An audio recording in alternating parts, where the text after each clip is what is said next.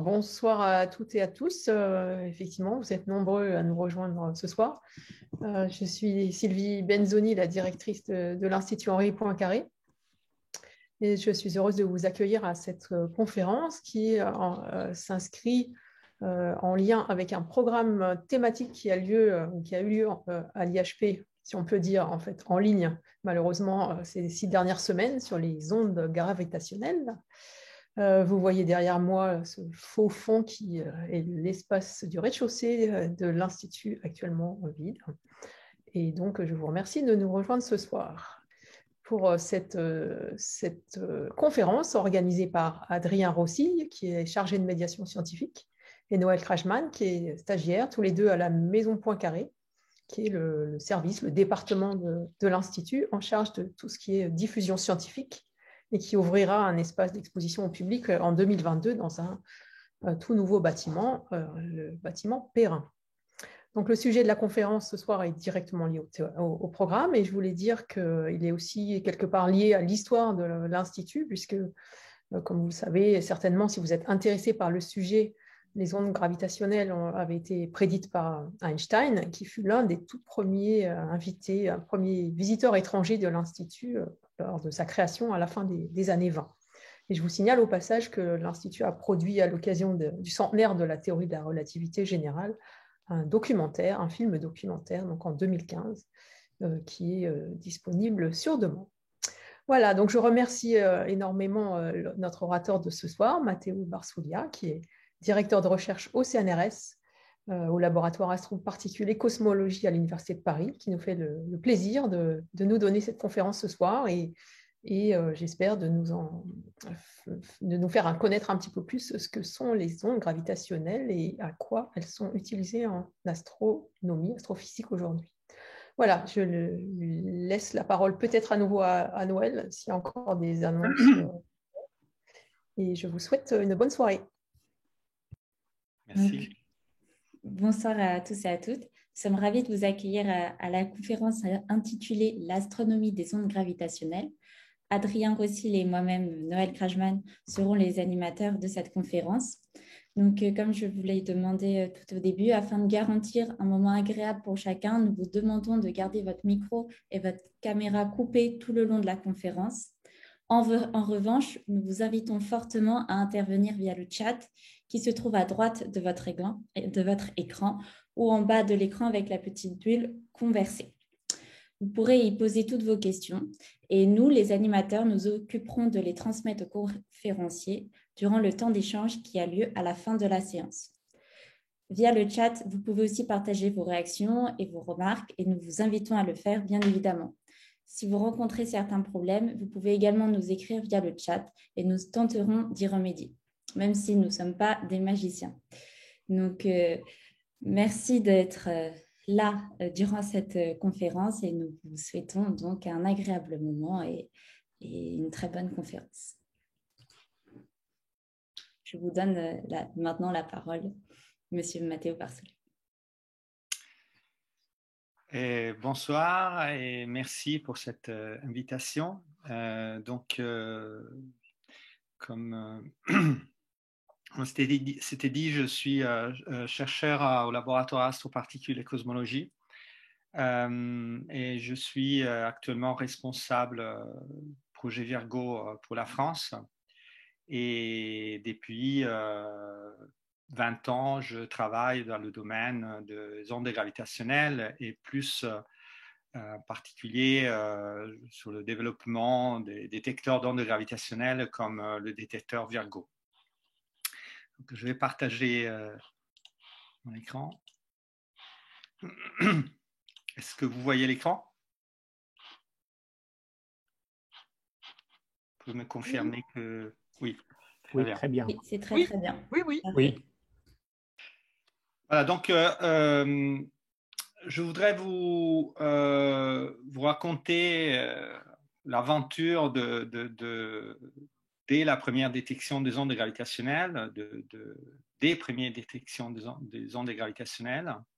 Ensuite, vous parler des résultats déjà obtenues et puis du programme scientifique des prochaines années. Donc, l'histoire commence en 1915-1916 avec Einstein. Donc, Einstein révolutionne la science et la théorie de la gravitation avec sa relativité générale. Et d'après la relativité générale, donc, la gravitation est un effet de la courbure de l'espace-temps. Donc, par exemple, dans cette image, hein, ce n'est qu'une image en 2 dimensions. Évidemment, ça ne reproduit pas la complexité de l'histoire, car l'espace, c'est un espace à 3, si on inclut le temps à 4 dimensions. La Terre, donc dans la théorie d'Einstein, la Terre tourne autour du Soleil à cause de la courbure que le Soleil produit autour de la Terre. Donc, cette théorie prévoit aussi l'existence de vibrations, de petites perturbations de la courbure qui se propagent comme des ondes et qui sont produites par des objets astrophysiques, comme par exemple ici dans cette image, 2 étoiles à neutrons ou 2 trous noirs qui tournent l'un autour de l'autre.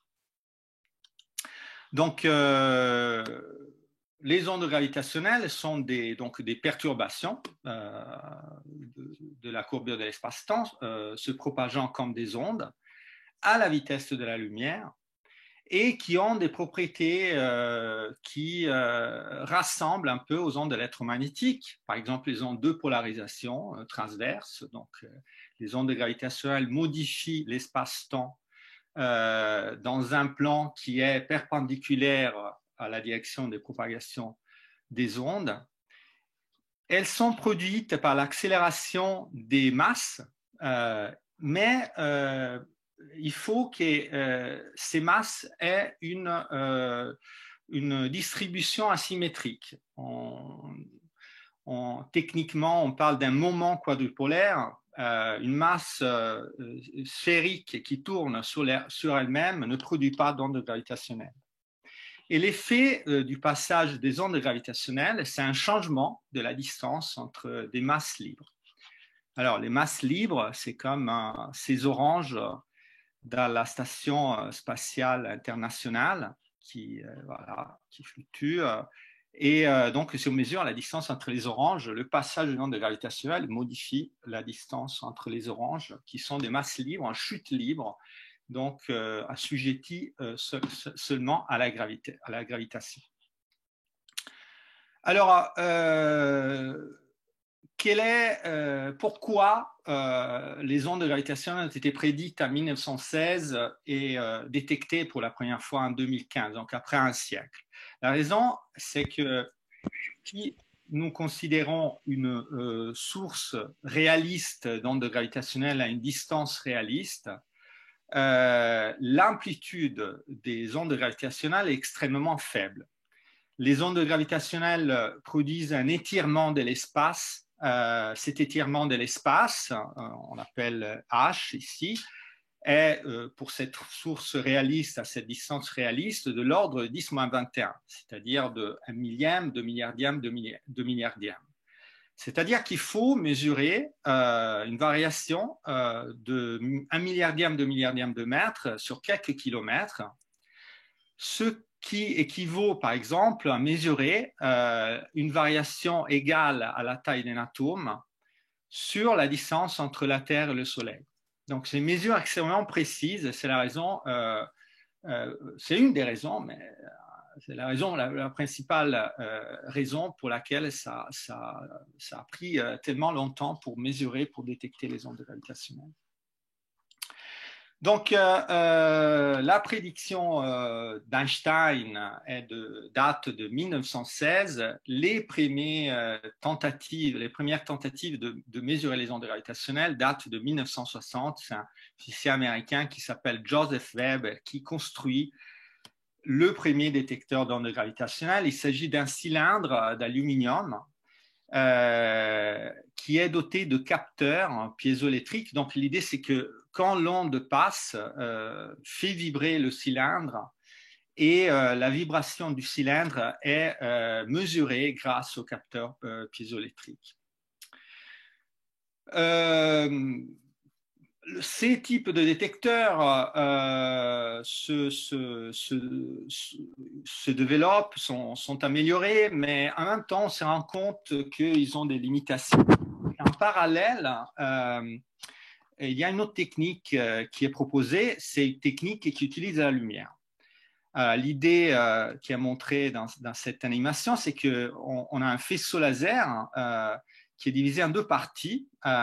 C'est deux bras. Et il y a deux miroirs qui réfléchissent le faisceau laser. Et les deux faisceaux laser se récombinent. Et ce qu'on appelle l'interférence arrive sur un écran ou sur un photodétecteur. Et on mesure la quantité de lumière qui arrive sur cet écran. On appelle ce montage un interféromètre de Michelson.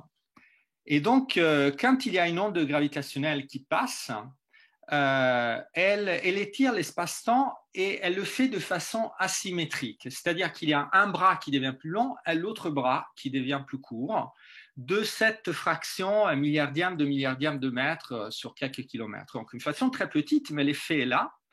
Et cet effet modifie l'interférence entre les deux faisceaux, c'est-à-dire modifie la phase relative entre les deux faisceaux. Et puisqu'il s'agit de deux ondes, si la phase est modifiée, la phase relative, cela produit un changement de la puissance sur l'écran. Donc, en mesurant la variation de puissance sur cet écran, on peut mesurer le passage d'une onde gravitationnelle. Donc, cet interféromètre de Michelson traduit le passage de l'onde gravitationnelle à une variation de puissance sur l'écran ou sur le photodétecteur, donc qu'on peut traduire en un signal électrique qu'on peut enregistrer. Ça, c'est le principe qui est, disons, relativement simple, mais c'est l'amplitude très, très petite de l'onde gravitationnelle qui rend cette mesure très, très difficile. Alors, les premiers détecteurs interférométriques qui se basent sur des interféromètres de Michelson datent des années 70 et vers les années 2000, 30-40 ans après, il y a des détecteurs kilométriques, donc avec des bras de quelques kilomètres, donc deux détecteurs aux États-Unis. Virgo, donc c'est un projet initialement franco-italien à côté de Pise, et Geo, c'est un interféromètre avec des bras de 600 mètres en Allemagne, un projet anglo-allemand. Donc, c'est les détecteurs qui détecteront LIGO et Virgo, les ondes gravitationnelles 15 ans plus tard. Ils sont prêts vers les années 2000 et puis ils sont améliorés entre 2000 et 2015. Et l'histoire donc continue. Et en 2015, les deux détecteurs LIGO, les deux détecteurs américains, à l'époque Virgo n'est pas encore opérationnel, détectent le premier signal. Donc c'est le 14 septembre 2015. Et cette figure montre le signal donc détecté par les deux instruments, et un rose et un bleu. Et vous voyez que la forme est la même. Il s'agit de quelques cycles, mais quelques cycles contiennent la première détection d'ondes gravitationnelles et contiennent beaucoup d'informations sur la source qui a produit cette onde gravitationnelle. Donc c'est un signal qui dure quelques dixièmes de seconde. Vous voyez sur l'axe X le temps. Et sur l'axe Y, vous voyez l'étirement de l'espace, l'amplitude H dont on a parlé tout à l'heure, de l'ordre 10-21. Vous voyez que sur le sur le point où l'amplitude est la plus importante, nous avons exactement 10-21, donc l'amplitude dont on parlait tout à l'heure. Donc, qu'est-ce qu'a produit ce signal? Il s'agit de la fusion de deux trous noirs. Il s'agit de deux trous noirs, vous le voyez dans cette animation, un trou noir de 36 fois la masse du Soleil, un trou noir de 29 fois la masse du Soleil, qui orbitent l'un autour de l'autre, et pendant ce mouvement, ils émettent des ondes gravitationnelles, ils perdent de l'énergie, et quand ils perdent de l'énergie, ils spiralisent, et donc la période devient plus courte, la fréquence orbitale devient plus importante jusqu'à la fusion, et ils fusionnent et ils deviennent un trou noir. Pardon. Excusez-moi, je voulais vous montrer à nouveau la fusion. Ils deviennent un trou noir final qui a une masse qui est légèrement plus faible que la somme des masses de deux trous noirs, parce qu'une certaine quantité, une partie d'une fraction de la masse a été convertie en énergie avec la formule E égale mc carré, en énergie sous forme d'onde gravitationnelle. Donc, voici les propriétés de ce que nous avons appelé GW15 et O914. Donc, c'est la première détection, le premier signal d'onde gravitationnelle. Donc, le signal reconstruit, on l'appelle un chirp en anglais, un gazouillement, donc un signal qui augmente en amplitude et en fréquence avec le temps à cause de ce mouvement de spiralisation. Et donc à la fin, il y a la fusion. Et vous voyez ici, ce qui est intéressant, c'est cette courbe verte qui montre la vitesse relative des deux objets dans une unité qui est en fraction de la vitesse de la lumière. Donc, vers la fin, avant la fusion, les deux objets orbitent à une vitesse relative qui est la moitié de la vitesse de la lumière. Donc, nous avons deux objets qui font 30 fois la masse du Soleil, qui se déplacent à une vitesse qui est la moitié de la vitesse de la lumière. C'est un peu comme faire de la physique des particules. Donc, vous savez qu'au CERN, il y a des particules qui sont accélérées à des vitesses proches de la vitesse de la lumière, mais ce sont des particules élémentaires. Là, il s'agit de corps qui ont 30 fois la masse du Soleil. Donc, c'est un événement extrêmement violent. Et pendant cette fusion, il y a trois masses solaires qui sont converties en énergie, donc une quantité de masse incroyable, en une fraction de seconde. Et la masse divisée par le temps, on l'appelle la puissance, donc, ou la luminosité. Et donc, la luminosité de cet objet, c'est cette quantité qui est plus grande que la luminosité de l'univers dans son ensemble émise en ondes électromagnétiques. C'est-à-dire, si vous considérez la luminosité d'une étoile, vous la multipliez par le nombre d'étoiles d'une galaxie, et vous multipliez cela par le nombre de galaxies, vous avez la luminosité de toutes les étoiles de l'univers. La luminosité de cet objet en ondes gravitationnelles est plus grande de la luminosité de l'ensemble des étoiles de l'univers. Donc, c'est un événement extrêmement violent. Alors, c'est évidemment une découverte exceptionnelle. Donc, en 2017, il y a eu ce prix Nobel à un des pères des interféromètres pour la détection des ondes gravitationnelles, Ray Weiss, deux physiciens américains qui ont contribué beaucoup, notamment avec le projet LIGO à cette découverte. Donc, revenons quelques minutes sur comment mesurer cette variation de milliardième de mètre sur 3 km. Donc, 10-18 mètres sur 3 km. Donc, il y a plusieurs défis. Alors,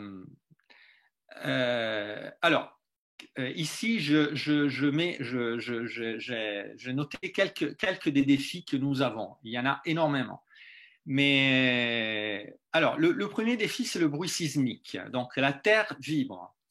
Et la Terre vibre beaucoup par rapport à ce que l'on veut mesurer. Donc, tous les quelques secondes, la Terre vibre de 10-6 mètres, d'un micromètre, d'un millionième de mètre. Mais nous voulons mesurer des variations de l'ordre de 10-18 mètres. Donc, nous devons atténuer le bruit sismique d'un facteur au moins 10 puissance 12.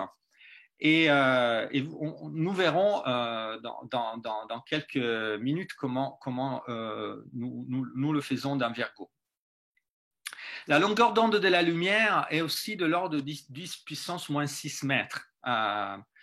Mais nous voulons mesurer 10 puissance moins 18. Donc, il faut en quelque sorte résoudre une petite fraction de la longueur d'onde de la lumière. Petite 10 puissance 12, la longueur d'onde de la lumière. Les atomes des miroirs vibrent parce que tout vibre dans l'univers. On appelle ça la température. Être à une certaine température, ça veut dire que c'est une mesure moyenne de la vibration des atomes. Cette vibration des atomes représente un bruit pour l'instrument, car le faisceau laser qui se réfléchit sur les miroirs voit des miroirs qui vibrent. Et puis tout, absolument tout, dans un instrument vibre. Il y a la climatisation, l'électronique crée des bruits, tout produit du bruit. Et il faut faire attention à ne pas produire du bruit nous-mêmes avec l'instrumentation. Donc, c'est vu la quantité que l'on veut mesurer, il faut prendre énormément de précautions. Il faut faire une véritable chasse au bruit pour arriver à ce type de sensibilité. Donc, quelques informations peut-être un peu plus techniques sur comment obtenir ces sensibilités. Alors, il faut avoir des bras très longs de l'interféromètre Michelson. L'onde gravitationnelle produit un étirement de l'espace. Donc, plus nous avons des bras longs, plus l'étirement est grand. C'est comme dans un élastique et le signal augmente. En plus, pour augmenter le signal, nous faisons faire comme des allers-retours de la lumière dans les bras. Donc, nous augmentons de façon artificielle le parcours de la lumière dans les bras. On fait ça avec des cavités optiques, on les appelle les cavités Fabry-Perot. Et donc, nous avons des parcours effectifs de jusqu'à 1000 km quand le parcours physique du faisceau laser est de quelques kilomètres. Ceci est le schéma d'un détecteur réel. Je l'ai mis juste pour donner un peu le sens de la complexité de cet instrument. C'est bien sûr un interféromètre Michelson, mais que nous avons modifié pour augmenter. Nous avons modifié le schéma optique pour augmenter le signal au maximum. Alors, comment réduire le bruit sismique? Alors, nous utilisons des pendules. Le pendule, c'est un objet fascinant parce que vous pouvez essayer, il s'agit d'un fil et d'une masse attachée à un fil. Donc là, c'est le miroir de l'interféromètre qui est suspendu. Et le pendule a une propriété qui est que quand vous déplacez le point de suspension lentement, l'objet suspendu suit le point de suspension. Quand vous déplacez le point de suspension rapidement, l'objet suspendu ne suit plus le point de suspension. On appelle cela un filtre passe-bas, c'est-à-dire au-dessus de la fréquence de résonance de ce pendule, le bruit, le mouvement du point de suspension, donc le bruit sismique, car le point de suspension est attaché à la Terre, le bruit sismique est filtré. Et nous utilisons des chaînes de pendules en cascade. Et donc là, c'est un peu technique, mais ça explique un peu de façon un peu plus, disons, mathématique ce que je viens de dire. Quand la fréquence à laquelle, donc la fréquence du point de suspension, donc la fréquence de l'onde gravitationnelle est supérieure à la fréquence de résonance du pendule, le pendule, c'est un filtre. Et si nous considérons une cascade de filtres, nous filtrons énormément le bruit sismique. Alors, l'autre ingrédient fondamental de l'interféromètre, c'est les miroirs. Alors, les miroirs doivent avoir des propriétés optiques et mécaniques très, très poussées. La surface du miroir doit être très, très plane, donc une planéité de l'ordre de moins d'un milliardième de mètre. Donc, il y a des bosses, des petites montagnes de moins de milliardième de mètre sur une surface de 35 cm. Si la surface a des bosses plus importantes, on risque de dégrader le faisceau laser, donc de dégrader la sensibilité de l'interféromètre. Les propriétés mécaniques sont très importantes aussi parce qu'elles déterminent la quantité de vibration des atomes. Alors, je n'ai pas le temps pour développer ces concepts, mais plus le miroir a des pertes mécaniques, plus les atomes ont une vibration qui nous embête, qui dégrade la sensibilité de l'instrument. Donc, il y a un soin très important pour le miroir. Le miroir, c'est vraiment l'objet clé du détecteur. Et ici, j'ai mis quelques photos juste pour montrer pour donner un peu un goût de ce que c'est un détecteur. Ici, c'est la partie de la partie de la source laser. Donc, il s'agit d'un laser avec énormément de composants optiques pour nettoyer le laser, pour faire une mise en forme du faisceau laser avant l'entrée dans l'interféromètre. Il y a des bancs optiques suspendus. Alors, il faut remarquer la largeur de ces optiques. C'est des faisceaux laser qui sont très, très grands. Nous sommes habitués aux pointeurs laser, mais là, c'est des faisceaux laser qui font des diamètres de 10 cm.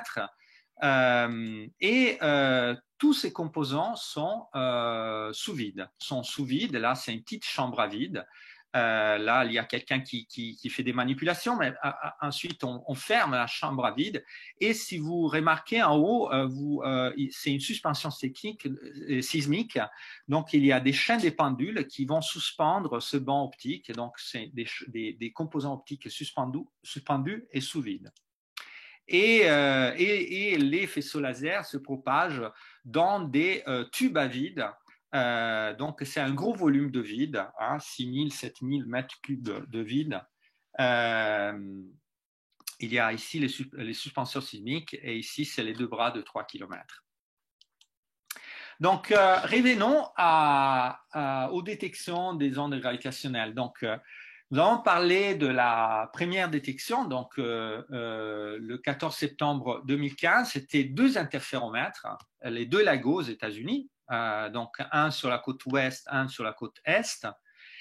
Et au mois d'août 2017, un 3e détecteur arrive, c'est Virgo.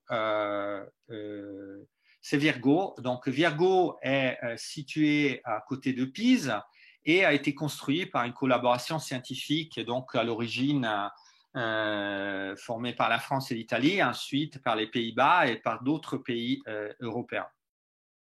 Avec 3 détecteurs, on peut faire beaucoup plus parce que nous avons la possibilité, en mesurant le temps d'arrivée et les propriétés des ondes gravitationnelles sur les 3 détecteurs, nous avons la possibilité de faire des triangulations, donc de comprendre la direction de la source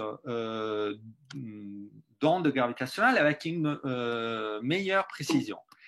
Et le 14 août 2017, c'est la première détection triple, donc les 2 LAGO et Virgo. Et vous voyez ici, cette figure représente ces bandes-là, c'est l'incertitude, disons, sur la position des sources. Donc, les grosses bandes, c'était les sources qui ont été détectés avant l'arrivée de Virgo. Et là, le point, c'est la source détectée le 14 août avec les 3 détecteurs. Vous voyez que l'incertitude diminue beaucoup, donc d'une bande très large devient un point. Et donc, on peut identifier la position avec une meilleure précision et aussi aller pointer des télescopes là, dans la région indiquée par LIGO et Virgo et chercher s'il y a non seulement une onde gravitationnelle, mais aussi une onde électromagnétique. Et donc, on peut faire un suivi électromagnétique. Alors, 3 jours après, le 17 août 2017, il y a un autre événement très important. C'est une autre détection d'ondes gravitationnelles. Ici, on la voit dans une forme qui est un peu différente par rapport à les oscillations que nous avons vues tout à l'heure.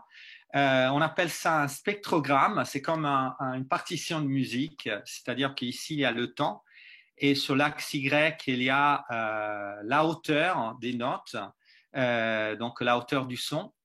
Et les couleurs représentent l'amplitude. Donc, le 17 août 2017, les détecteurs LIGO et Virgo ont détecté un signal. C'est un signal différent des signaux détectés précédemment. Il s'agit d'une fusion d'étoiles à neutrons. Jusqu'au 17 août, Virgo et LIGO ont détecté des fusions de trous noirs. Et en même temps, 2 secondes après de la détection de l'onde gravitationnelle, il y a la détection d'un sursaut gamma. Les sursauts gamma, c'est des flashs de lumière très énergétiques qui sont détectés avec des détecteurs dans l'espace. Là, les 2 détecteurs s'appellent Fermi intégrales. Vous voyez ici le pic, c'est la détection du sursaut gamma 2 secondes après l'arrivée de l'onde gravitationnelle. Alors, là, je voudrais vous montrer une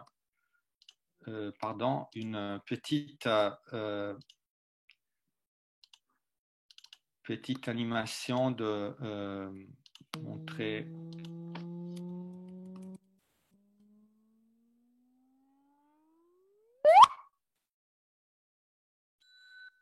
Voilà. Vous voyez la différence entre les détections précédentes et la détection du 17 août 2017.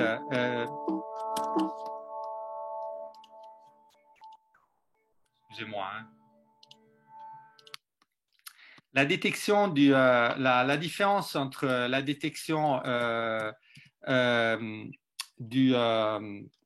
entre les détections précédentes et la détection du 7 août 2017, c'est que ici le signal est beaucoup plus long, les objets sont beaucoup plus légers et il y a non seulement une onde gravitationnelle, mais aussi de la lumière. Alors, je vais faire un petit détour avant de revenir aux ondes gravitationnelles sur l'astronomie. Alors, vous savez que l'astronomie moderne naît avec Galilée. Quand Galilée, au début du XVIIe siècle, pointe son télescope dans le ciel et découvre par exemple les satellites de Jupiter et d'autres phénomènes astronomiques. Depuis Galilée, pendant 4 siècles, l'astronomie a été un processus d'amélioration des instruments, donc passer de la lunette de Galilée à des instruments plus grands, de meilleure qualité, dans des meilleurs emplacements.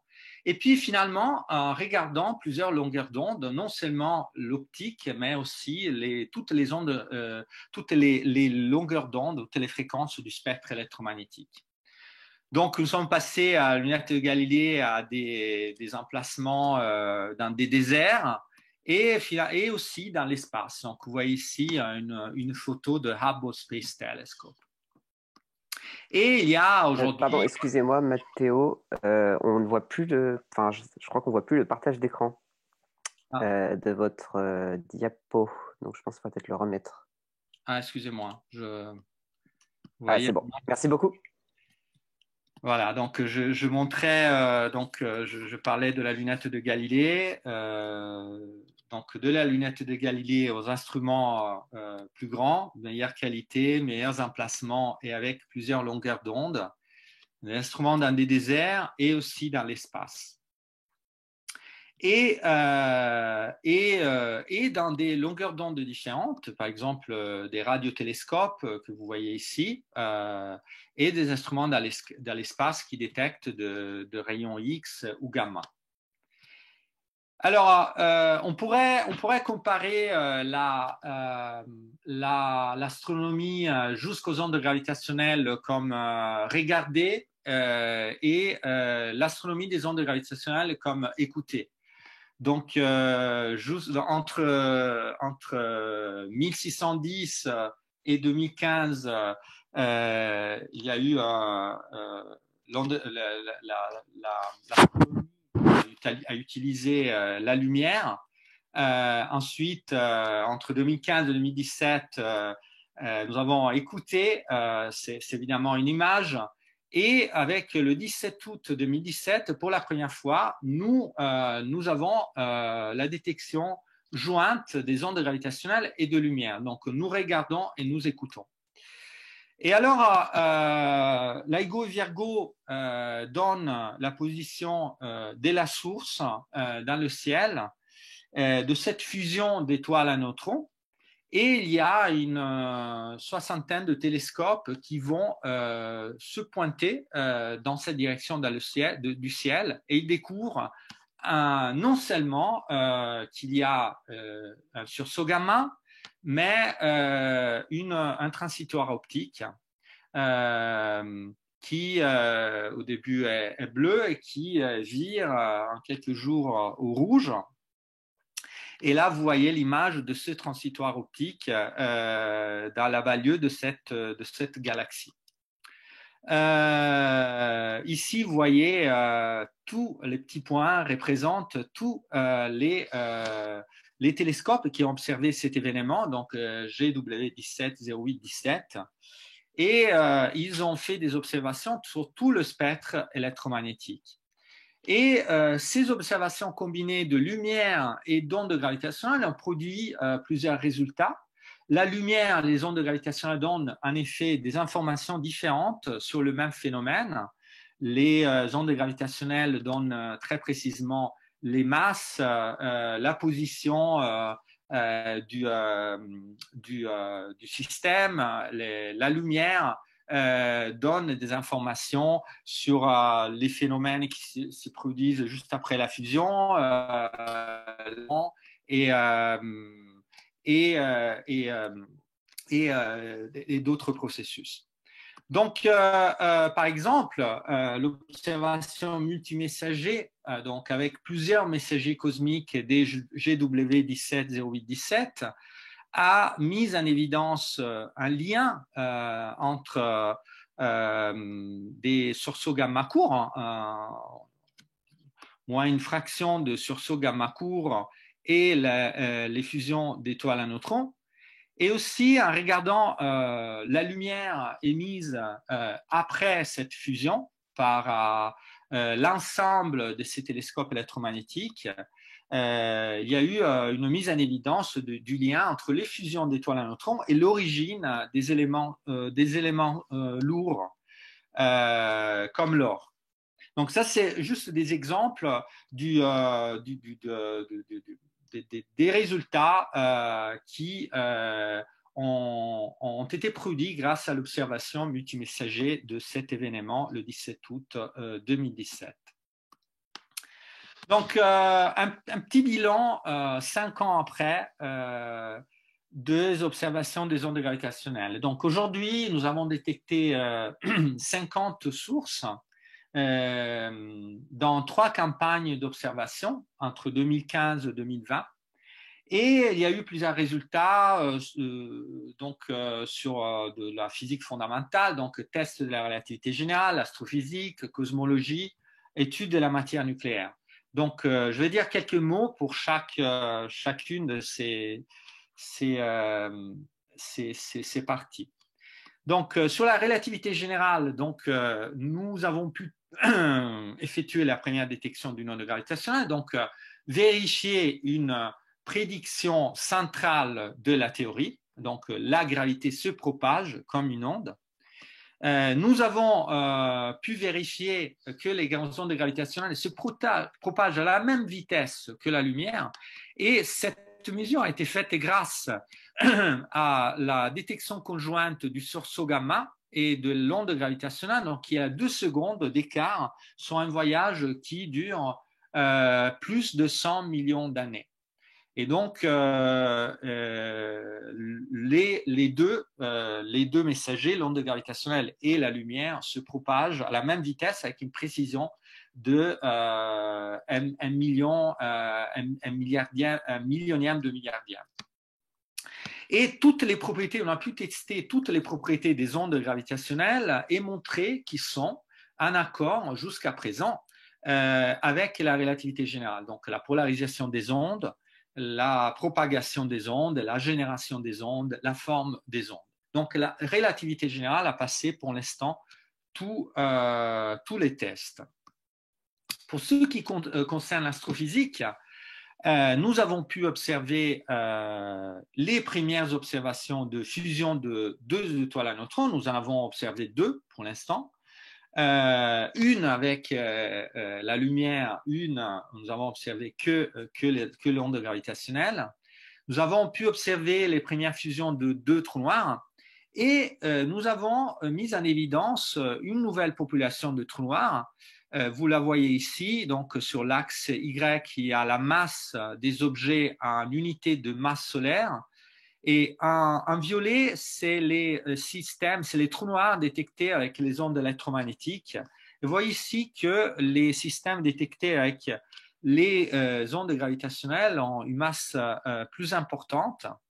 Et donc, c'est l'ouverture d'une nouvelle fenêtre qui permet d'observer des nouveaux objets.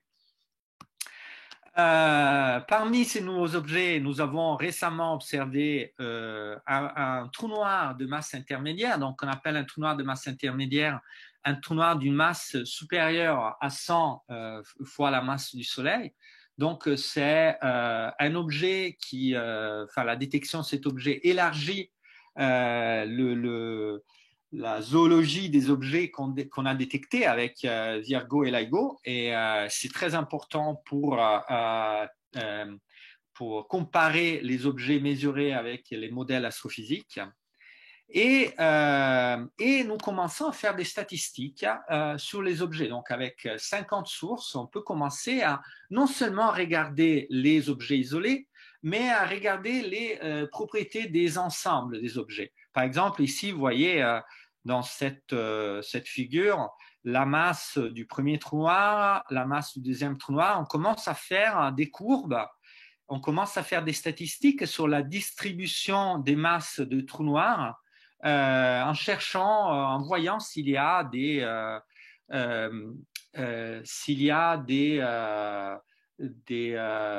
formes qui pourraient expliquer, qui pourraient mettre en évidence certains phénomènes liés à la génération de ces trous noirs.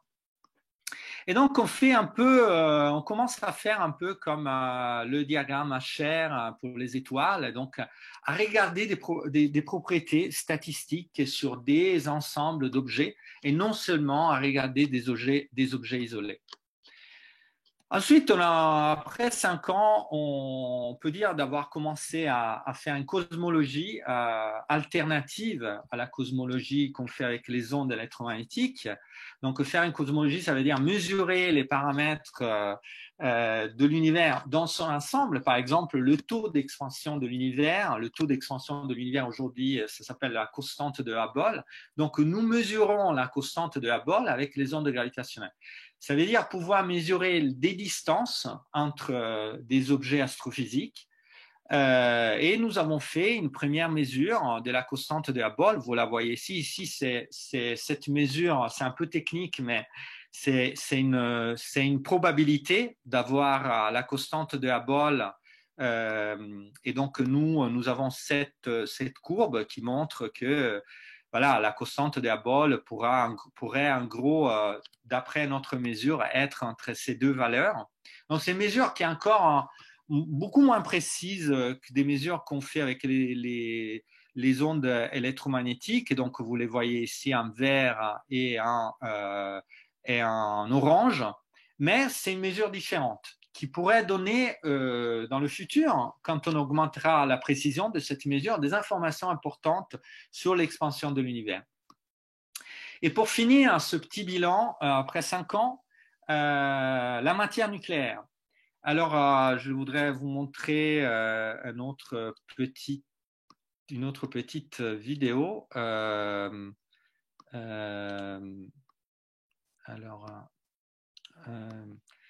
Quand nous avons deux étoiles à neutrons qui fusionnent, il y a un effet de marée. Donc, il y a la gravité d'une étoile qui déforme l'autre.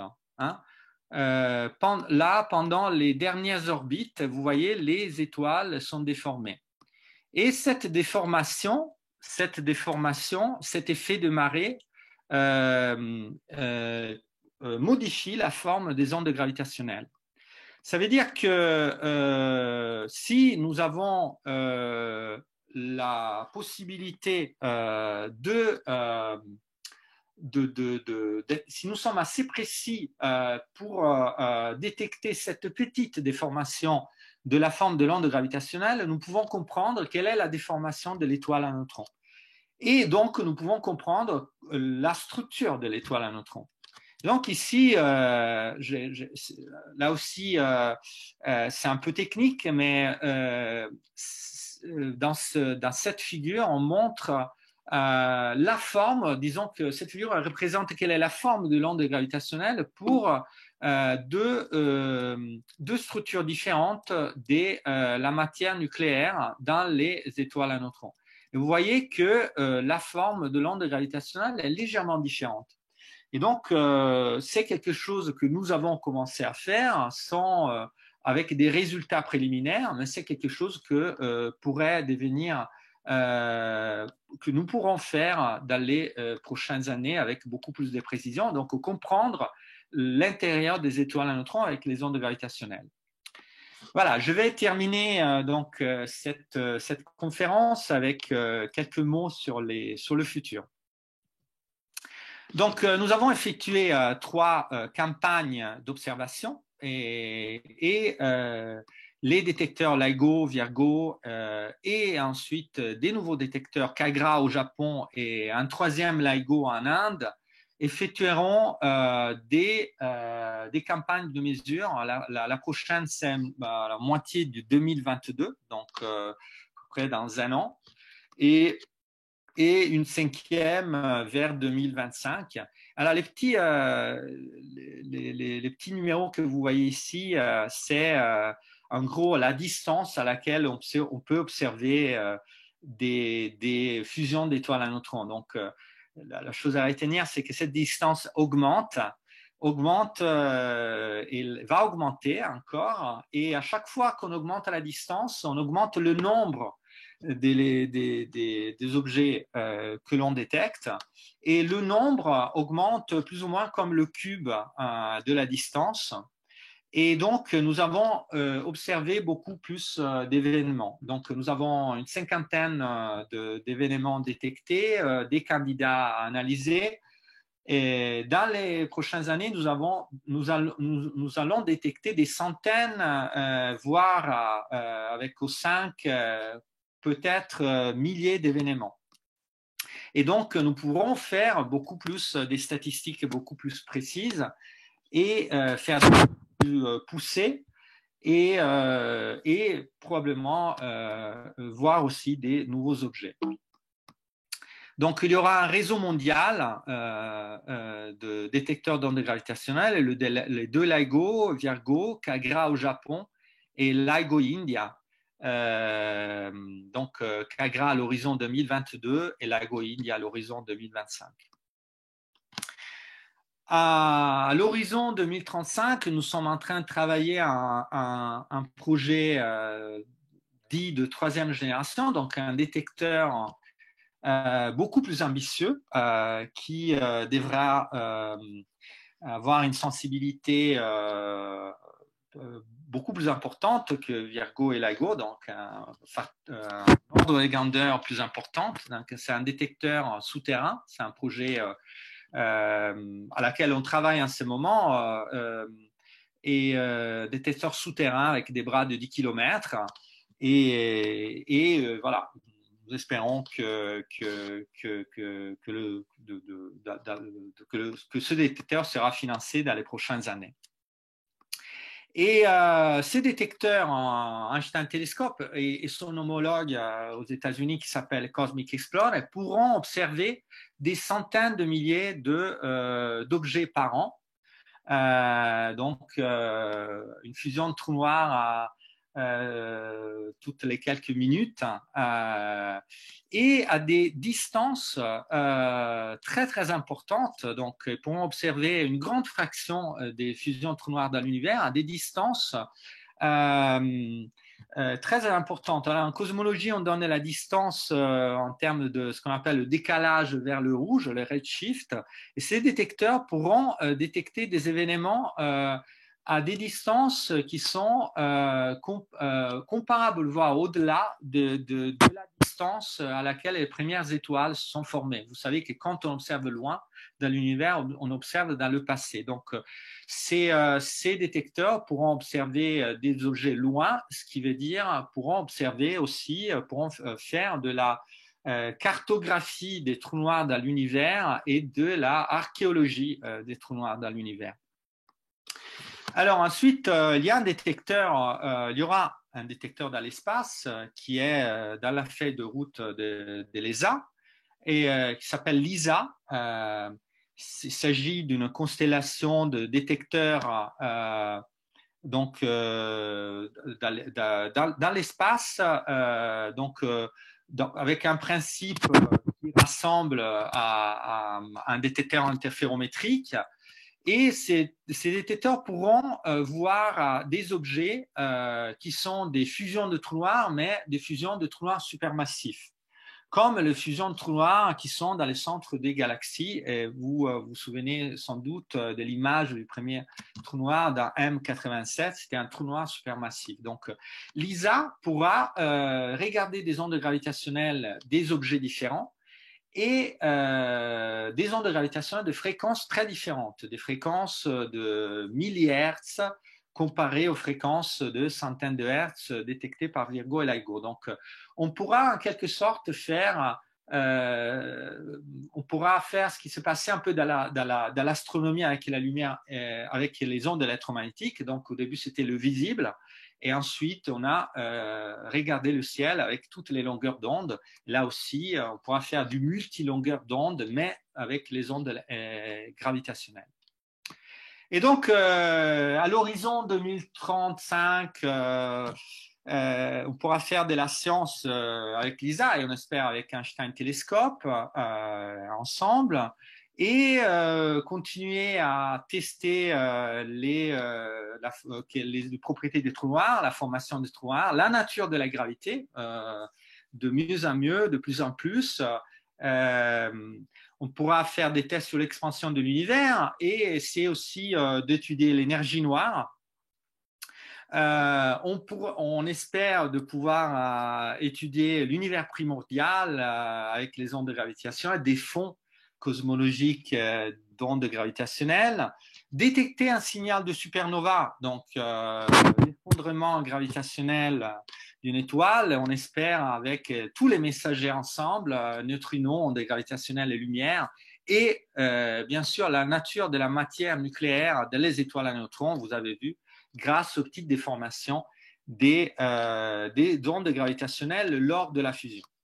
Et donc pour conclure, la première détection des ondes gravitationnelles a été une aventure qui a duré un siècle, de 1916 à 2015, une aventure qui a requis des détecteurs capables de mesurer des variations de distance un milliardième de mètre sur quelques kilomètres. Donc, avec des filles au niveau des filles instrumentales incroyables. Des détecteurs que nous continuons à améliorer. Je n'ai pas le temps d'en parler, mais nous sommes en train d'améliorer avec des techniques qui essaient de jouer avec les limites de la mesure, avec des techniques qui rejoignent les limites de la mesure et les limites imposées par la mécanique quantique.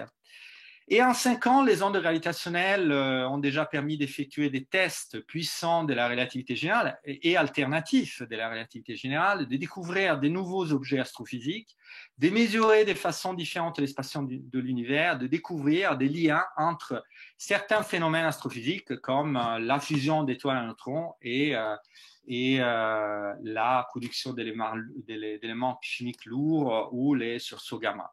Et les prochaines années seront sans doute pleines de surprises. Merci beaucoup.